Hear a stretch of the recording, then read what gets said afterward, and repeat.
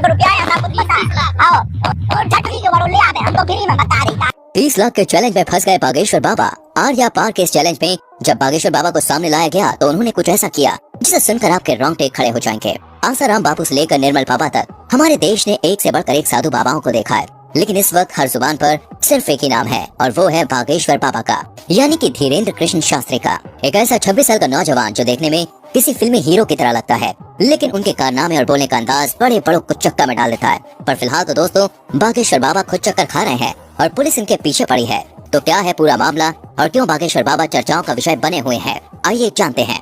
दोस्तों ये बात तो जग जाहिर है कि बागेश्वर बाबा जो लोगों की मन की बात जानकर उनकी समस्याओं का हल कर देते हैं और उसे पर्चे में लिख देते हैं, इसके चलते वो काफी ज्यादा ट्रेंड पर चल रहे हैं। इनके वीडियोस हर रोज वायरल होती है और लोग इन्हें सुनना देखना पसंद करते हैं। लेकिन वो कहते हैं ना, मीठा ज्यादा हो तो चींटियां लगने ही लगती हैं, और ऐसा ही कुछ हाल बागेश्वर बाबा के साथ भी है। तभी तो अलग अलग क्षेत्रों से लोग इन्हें बदनाम करने के लिए सामने आ रहे हैं कि क्या ये बाबा लोग वास्तविक हैं? कुछ इन्हें खुला चैलेंज कर रहे हैं तो कुछ इनकी विद्या पर शक कर रहे हैं, फर्जी हैं, धोखेबाज हैं। अभी एक टीवी शो के दौरान माइंड रीड करने वाली सुहानी ने कहा कि धीरेन्द्र शास्त्री अगर हमारी तरह दिमाग पढ़ते हैं तो इसमें कोई बुराई नहीं है, लेकिन इस कला को भगवान की कृपा कहकर लोगों के बीच अंधविश्वास फैलाना ये बहुत गलत है। और बात यहीं पे खत्म नहीं होती है। महाराष्ट्र में अपने कार्यक्रम के दौरान जब धीरेन्द्र शास्त्री नागपुर पहुंचे तो वहाँ की कमेटी ने इनके ऊपर अंधविश्वास फैलाने का आरोप लगाया और खुलेआम ये चैलेंज किया कि आप जो जादू और चमत्कार लोगों के सामने अपने धाम में दिखाते हैं वही चमत्कार आप हमारे सामने दिखाइए। अगर आप सही हुए तो आपको हम 30 लाख रुपए देंगे।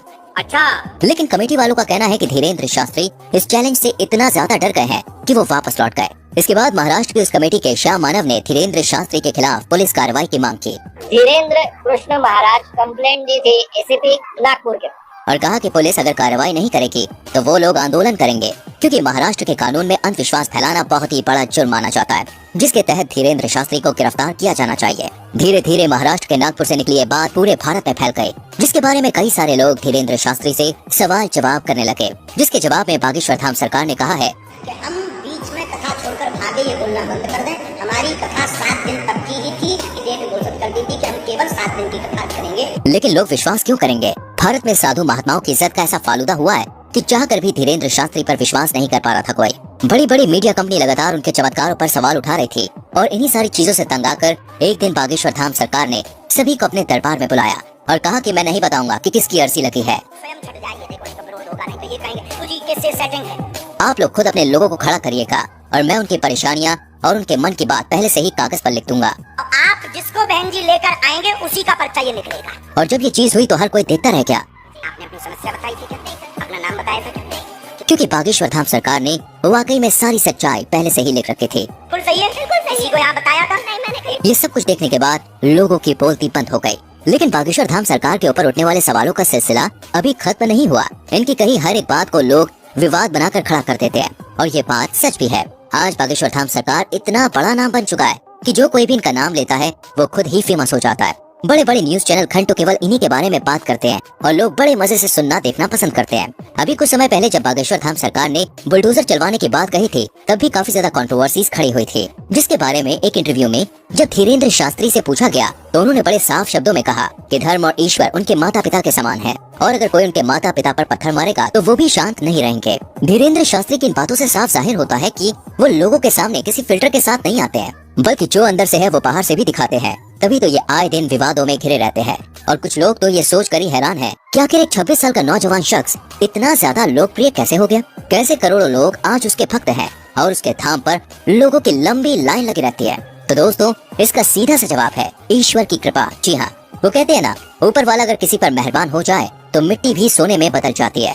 और धीरेन्द्र शास्त्री तो खुद को बालाजी महाराज यानी कि हनुमान जी का सबसे बड़ा भक्त कहते हैं। मध्य प्रदेश के छोटे से गांव में जन्म लेने वाले धीरेन्द्र शास्त्री के दादाजी भी पूजा पाठ का काम करते थे और बागेश्वर धाम लगाते थे, लेकिन इनके दादाजी उतनी प्रसिद्धि प्राप्त नहीं कर पाए जितनी आज धीरेन्द्र शास्त्री ने कर रखी है। इनके पास कुछ ऐसी शक्तियां हैं जिनकी मदद से आज ये सामने मौजूद व्यक्ति के बिना बताए ही उनकी परेशानियों को समझ जाते हैं और उसे पर्चे में लिख देते हैं। बागेश्वर बाबा ये तक समझ जाते हैं कि सामने वाला सच कह रहा है या फिर नहीं। उनके द्वारा पर्चे में लिखा गया एक एक शब्द 100% सत्य होता है, जिसका सबसे बड़ा प्रमाण यह है कि आज तक इन्हें कोई भी झूठा साबित नहीं कर पाया है। मीडिया से लेकर पुलिस वालों तक लोगों ने इनके खिलाफ खूब बातें की, लेकिन उन बातों को साबित करने की हिम्मत आज तक किसी में नहीं हुई। असल में होता यह है कि जिस किसी भी शख्स की अर्जी को बालाजी सरकार स्वीकार कर लेते हैं, उस व्यक्ति को या तो उसके परिवार के किसी भी व्यक्ति को लगातार 2 दिन सपने में बंदर नजर आते हैं। और ये कोई कही सुनी बात नहीं है दोस्तों, बल्कि जितने भी लोग अर्जी लगाने आते हैं उन्होंने खुद इस बात को स्वीकार किया है। लेकिन अब मीडिया वाले कहाँ लोग की भाई बात मानेंगे, उन्हें तो हर चीज का सबूत चाहिए होता है। इसलिए कई सारे मीडिया हाउस वाले बागेश्वर बाबा के दरबार में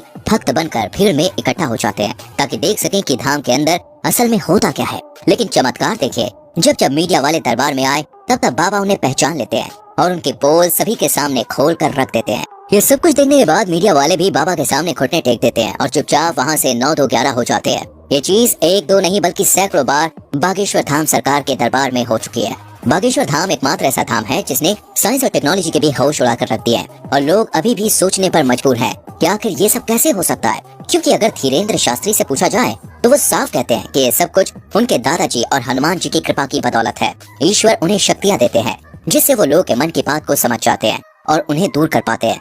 और ये सब कुछ अचानक से नहीं हुआ, बल्कि दोस्तों इन शक्तियों को प्राप्त करने के लिए धीरेन्द्र शास्त्री ने सालों तक हनुमान जी की तपस्या करी।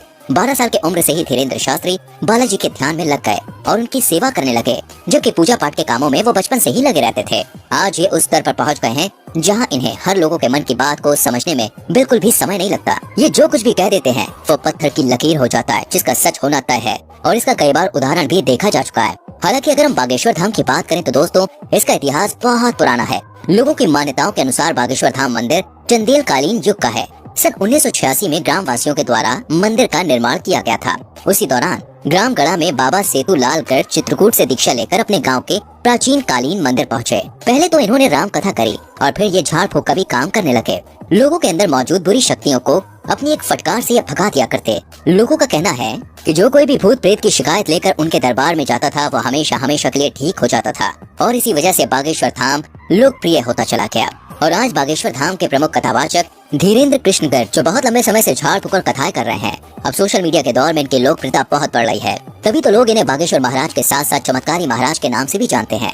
वर्तमान समय में धीरेन्द्र कृष्ण सरकार मध्य प्रदेश में ही अपना दरबार लगाते हैं और लोगों की समस्याओं का समाधान करते हैं। बागेश्वर धाम महाराज ने बचपन से ही रामायण और महाभारत जैसे महाकाव्यों का अध्ययन किया था। अपने दादाजी के साथ पूजा पाठ करने के अलावा इन्होंने वृंदावन में भी काफी लंबा समय गुजारा है। साथ ही साथ उन्होंने अपनी प्रारंभिक पढ़ाई को भी पूरा किया है। इनका कथा बोलने का अंदाज काफी ज्यादा निराला है, जिसे सुनकर लोगों की आंखों से आंसू निकल आते हैं। लेकिन हर मंगलवार को लगने वाला दिव्य दरबार सबसे ज्यादा प्रसिद्ध है। बाकी आपका इनके बारे में क्या विचार है, कमेंट में हमें जरूर बताएं। इस तरह के वीडियोस लगातार देखते रहने के लिए चैनल को सब्सक्राइब करके बेल आइकॉन प्रेस करें, जिससे आने वाली वीडियोस आपसे मिस ना हो। मिलते हैं अगली वीडियो में, अपना ख्याल रखें।